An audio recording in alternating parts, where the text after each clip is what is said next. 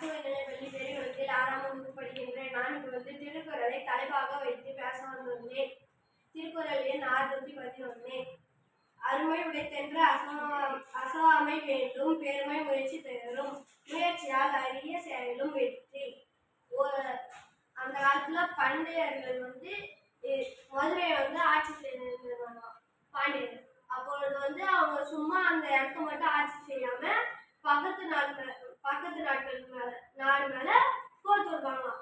அவங்களும் எச்சரிக்கையா இருந்தாங்களாம். சோழர்கள் திடீர்னு அவங்கள போர் தொடுத்தாங்க.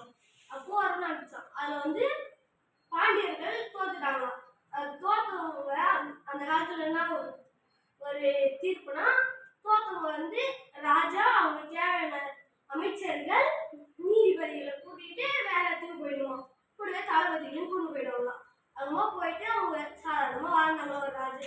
ஒரு அரண்மனையில வாழ்ந்துட்டு இருக்கும்போது பாண்டிய ராஜா கொஞ்ச நாள் கழிச்சு இறந்துட்டாராம்.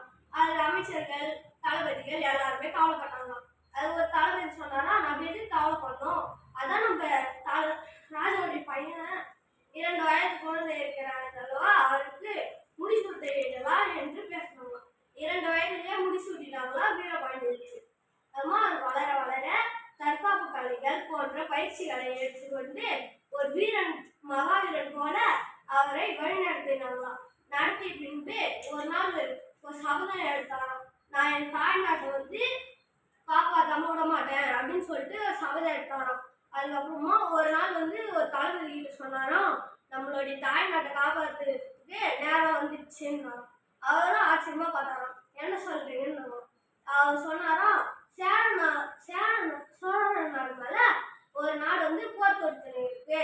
இப்ப நம்ம போய் காஞ்சிபுரம் பக்கத்துல போயிட்டு அந்த பக்கத்துல போயிட்டு நம்ம போர் விட்டா நம்ம நாடு நம்மளுக்கு கிடைச்சிடும்.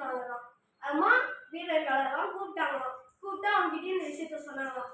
கூப்பிட்டு விஷயத்த சொன்னதுக்கு அப்புறம்